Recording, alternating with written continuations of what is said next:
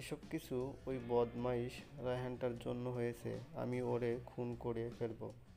এমনিতেই ভালো ড্রেস নিয়ে আসিনি, এখন আমি কি পরবো? আরে আমার বেডে এত সুন্দর লেহেঙ্গা কে রেখে দিছে? যে কিনছে এটা তার পছন্দ আছে বলতে হবে। এটা কে রাখছে এখানে? পুরো আমার মাপের, তাহলে নিশ্চয়ই আমার জন্য। কিন্তু কে দিছে এটা আমাকে? যাকে যে খুশি দেখ, তাতে আমার কি। আমার ড্রেস দরকার ছিল, পেয়েছি। রিয়া ওই লেহেঙ্গা পরছে, চুল বেঁধেছে, অনেক সুন্দর করে সাজছে। এই রিয়া শোন। রায়হান ভাইয়া, আমি তোমার সাথে কোনো কথা বলবো না। তুই কথা না বললে আমার কি হবে? আমি মনে হয় থাকতে পারবো না। যা যা, হুট হুট। আহ আহ, রায়হানের বাচ্চা, তুই কি করলি এইটা? আমি 1 ঘন্টা টাইম নিয়ে চুল বাঁধছি, আর সেই চুল তুই খুলে দিলি? তোরে ভালো লাগছিল না, খালাম্মা খালাম্মা লাগছিল, তাই খুলে দিছি। আমি তোরে জিজ্ঞেস করছি কেমন লাগছে? না, তাহলে বললি কেন তুই? আছে না একটা ব্যাপার স্যাপার, বিয়ে বাড়ি বলে কথা, কত মানুষ আছে, আর সবাই আমাকে জিজ্ঞেস করছে রিয়ার কয়টা ছেলে মেয়ে, কোথায় বিয়ে হয়েছে, ছেলে মেয়ের বিয়ে দিছে কিনা। আমি তো জানি তোর বিয়ে হয়নি, আবার ছেলে মেয়ে হবে কোথা থেকে? আর এইটা কেমন দেখায় বল? তবে রে দাঁড়া, তোরে দেখছি মজা। রিয়া রায়হানকে তাড়া করছে, দুজনেই দৌড়াচ্ছে। উফ, সরি সরি সরি, আমি দেখিনি। আপনি কি ব্যথা পাইছেন? দৌড়ানোর সময় একটা ছেলের সাথে ধাক্কা লাগে। আরে না, ব্যথা পাইনি, ঠিক আছেন তো? আপনি মেয়ে কি লাগেন? বোন। আপনি ভাই। দুজনে কথা বলছে, আর অন্যদিকে রায়হান ওদের একসাথে দেখে জ্বলছে। এক পর্যায়ে আর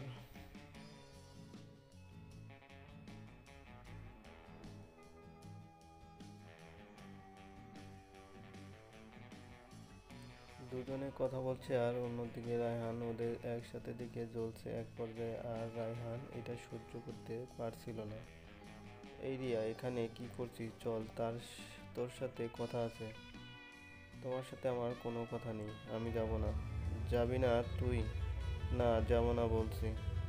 আরে ভাই, ওর সাথে আমি কথা বলছি, মাঝখান থেকে আপনি এসে ওরে নিয়ে যেতে চাইছেন। ও যেতে চাইছে না।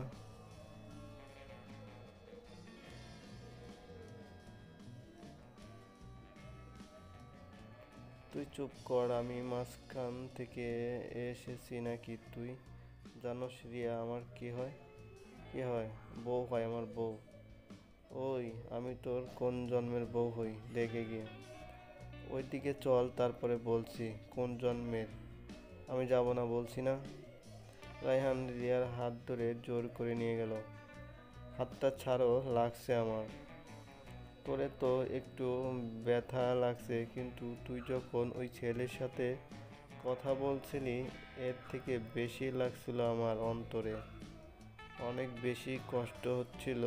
তুমি আমার ভাই হয়ে এইসব কি শুরু করছো?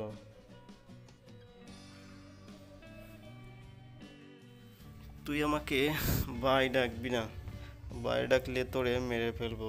হ্যাঁ, মেরে ফেলো, তাহলেই ভালো হবে। পরিবারের সবাই যখন এইসব জানতে পারবে, তখন সবার অবস্থা কি হবে সেইটা দেখার চেয়ে মরে যাওয়া ভালো। কান্না করতে করতে বলছে। আচ্ছা সরি রিয়া, তুই কান্না করিস না প্লিজ। তোর কান্না আমার সহ্য হয় না। রিয়ার চোখের পানি মুছে দিয়ে ওর গালে হাত দিতেই, খবরদার, আমাকে তুমি স্পর্শ করবে না। এক দৌড়ে চলে গেল ওর রুমে, আর কান্না করলো একা একা।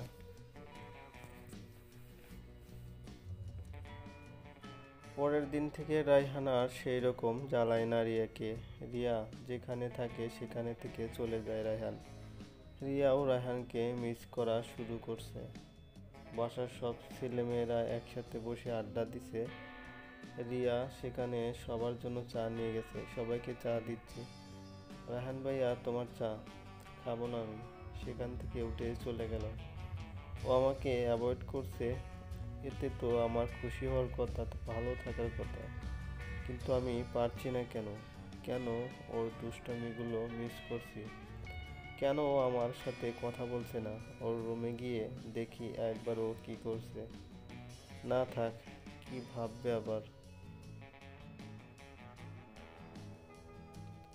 মনকে মানাতে না পেরে চলেই গেল ওর রুমের পাশে।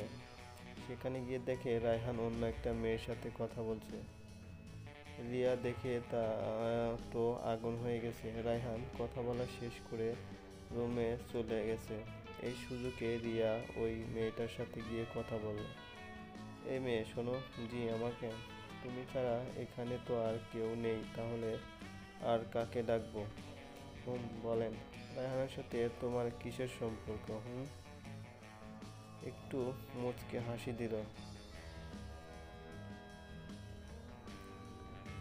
এই হাসিটা দেখে তো রিয়া আরো রেগে আগুন। আর কখনো যদি রায়হানের সাথে তোমাকে দেখি তাহলে কিন্তু তোমাকে আমি। রায়হান দরজার আড়াল থেকে সব কথা শুনছে। ওর সাথে কথা বললে কি করবি রে তুই? রায়হান বলল। কি করব, কিছু না। লজ্জা পেয়ে এক দৌড়ে চলে গেল রিয়া। 2 দিন পর আজকে সবাই চলে যাবে বাসায়। রিয়া এবং ওর আব্বু আম্মু এক গাড়িতে, আর রায়হান এবং ওর আব্বু আম্মু এক গাড়িতে। রিয়া, তোর মামা মামি আর রোহান আসবে সামনের মাসে।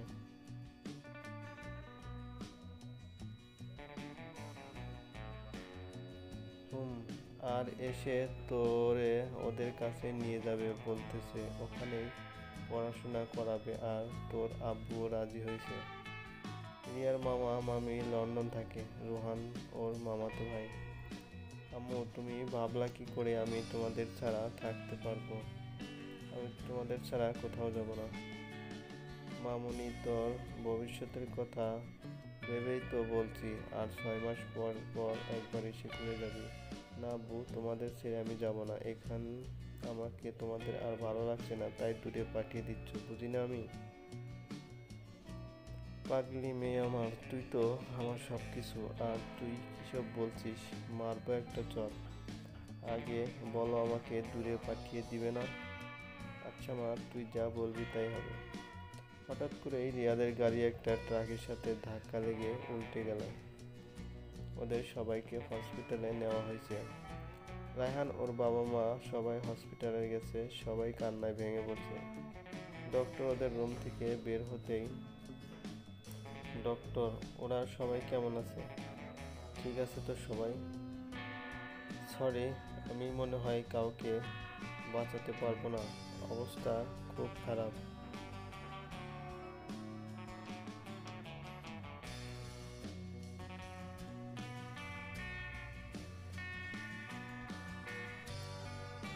স্যার, পেশেন্টের অবস্থা খুব খারাপ, আপনি তাড়াতাড়ি আসেন। তাড়াতাড়ি চলো। 2 দিন পর রিয়ার আজ জ্ঞান ফিরেছে। জ্ঞান ফিরতেই দেখে রায়হান ওর বাবা মা ওর পাশে আছে। রিয়া, মামুনি, এখন কেমন লাগছে তোমার?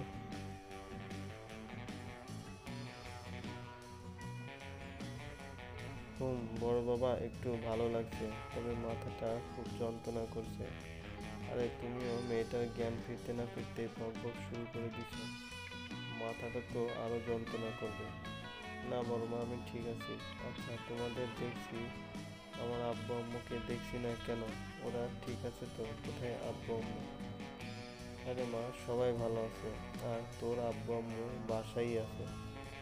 আব্বু আম্মু তাহলে আমাকে দেখতে আসেনি কেন? ওরা ব্যথা পায়নি তো? সামান্য একটু ব্যথা পাইছে, ওইটা কিছু না মা, তুই টেনশন করিস না।